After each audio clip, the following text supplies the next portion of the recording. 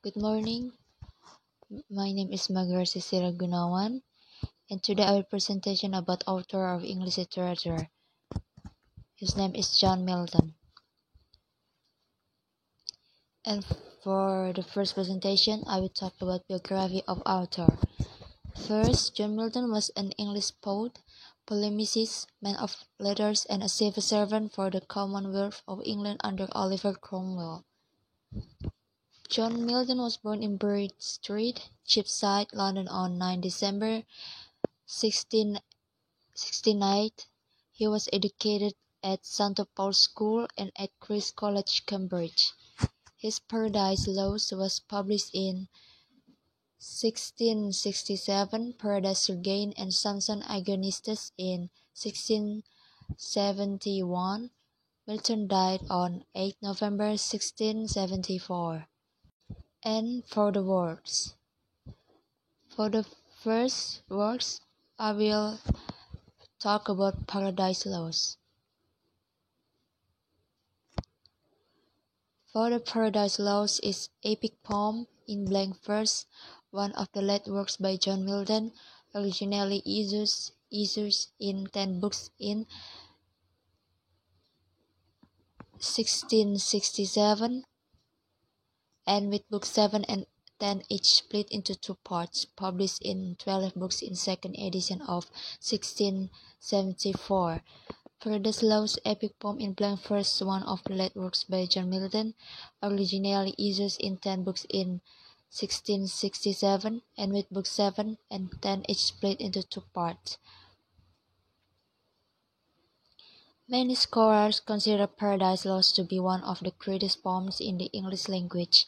It tells the biblical story of the fall from grace of Adam and Eve, and by extension all humanity, in language that is a supreme achievement of rhythm and sound. The 12-book structure, the technique of beginning in medias res, in the middle of the story, the evocation of the muse, and the use of the epic question are all classically inspired. The subject matter, however, is distinctly Christian. The main characters in the poem are God, Lucifer, or Satan, Adam, and Eve. Much has been written about Milton's powerful and sympathetic characterization of Satan. The Romantic poets William Blake and Percy Bysshe Shelley saw Satan as the real hero of the poem, and applauded his rebellion against the tyranny of heaven. And for the second works is Paradise Regained. Milton's last two poems were published in one volume in 1671. Paradise Regained, a brief epic in 4 books, was followed by Samson Agonistes, a dramatic poem not intended for the stage. One story of the composition of Paradise Regained derives from Thomas Elwood, a Quaker who read to the blind Milton and was tutored by him. Elwood recounts that Milton gave him the manuscript of Paradise Lost for examination, and even returning it to the poet, who was there residing at Chalfont Santo Giles, he commented, "Thou hast said much here of Paradise Lost, but why hast thou to say of Paradise Found?" Visiting Milton after the poet returned to London from Chalfont Santo Giles, Elwood recounts that Milton showed him the manuscript of the brief epic and remarked, "This is owing to you, for you put it into my head by the question you put to me at Chalfont, which before I had no thought of."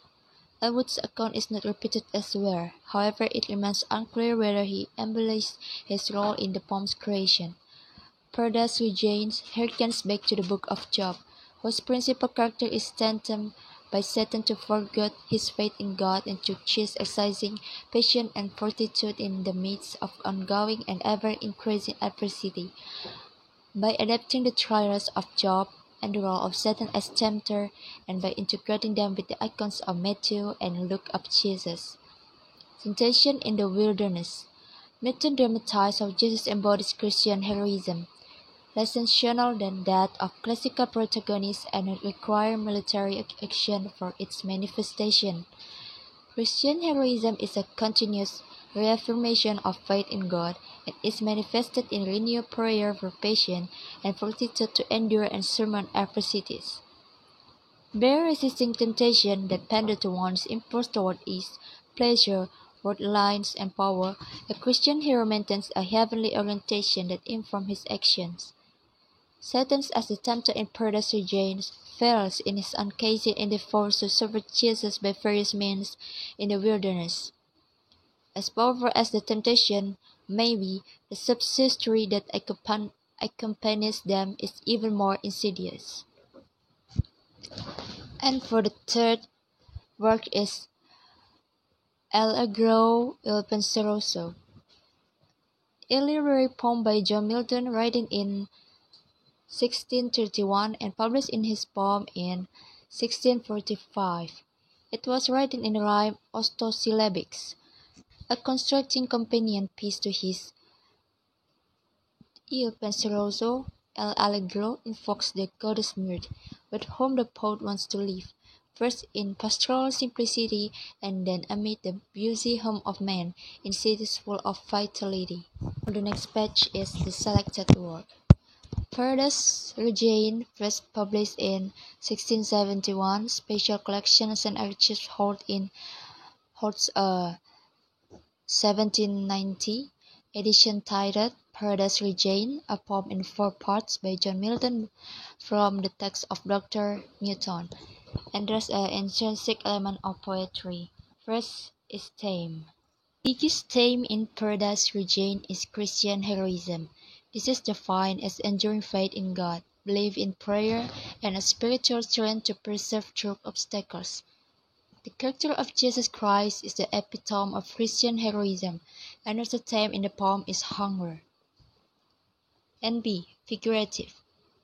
Alliteration is the repetition of consonant sounds in the same line in quick succession, such as the sound of aim, in, could merit more than that small infantry, and the sound of h, in, foreign illumine, hell, highly deride, and the sound d, that durst dislike his reign and me bravery.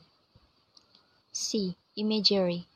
Light and dark opposite abound in Paradise Regained, including heaven and hell, God and Satan, and good and evil. Milton used imagery of light and darkness to express all of these opposites. Angels are psychically described in terms of light, whereas devils are generally described by their shadowy darkness. Milton also used light to symbolize God and God's grace.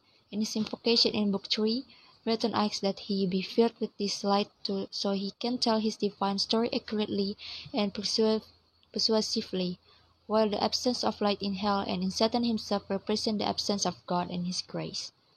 Rhyme. Milton's own note on the verse is a defense of his use blank verse. Before the publication of Paradise Regained, blank verse was regarded as occupying a middle ground between poetic and non-poetic language, and suitable only for plays. When non-dramatic verse there had to be rhyme. Milton claims that his use of blank verse would overturn all of this presupposition, that he has for the first time ever in English created the equivalent of the unrhymed forms of Homer's and Virgil's classical epics. He doesn't state exactly how he has achieved this, and subsequent commentators have noted that while his use of the unrhymed iambic pentameter is largely orthodox, he frames within its synthetic construction that throughout the poem constitute a particular Miltonic style. E. Rhythm. Time will run on smoother till Flavinius will inspire the frozen earth and clothe in fresh attire the lily and rose that neither sowed nor spun. Such lyrical celebration of the cycles of nature anticipate the blissful rhythms of paradise in Paradise Regained, where the readers like Eve forget all time, so that our season and thing change all breeds alike, along with the rhythms of the nature as a refuge from gluttonous and thieving time. Milton sometimes glances at a future state where even these rhythms will be subsumed in the final stages. 8. Matter. Stress syllable, yet he who reigns within himself and whose patient desires and fears is more a king, pronounced louder or with more emphasis than others. Unstressed syllable, Millions of spiritual creatures walk the earth both unseen the part of the world that you don't envisage or accent. G. Message. In Book 1, John Milton calls upon the Muses to inspire him so that he may assert the eternal providence or and justify the ways of God to man. In other words, as a minister and a support, he writes the poem to explain why we must obey God. And for the next page is conclusion. Conclusion. Throughout every period of his life, Milton embraced and supported the principles of virtue and honor, of justice and truth. His nobility of mind hungered for the spirit of goodness, and rejected the ignoble as eagerly as it sought out the noble. Perhaps no other English poet lived under the heavy weight of such an awesome rectitude, for while other men reached out after the gifts of the earth, Milton longed for a merry world and the approbation of respectable judge. As a well-educated, honorable, talented man, Milton was fitted to fill any station, ecclesiastical or secular, with distinction. The world had many gifts to offer a man Milton's capabilities, but one gift above all attracted him them in all its aspects. Young, ambitious, enthusiastic, Milton had hopes of assuming a role of distinction in the leadership of his country, of guiding his people by means of intelligent thinking and right reason. Listen. Okay, thank you for watching my presentation about this. I'm sorry for um my wrong presentation or anything else. And bye.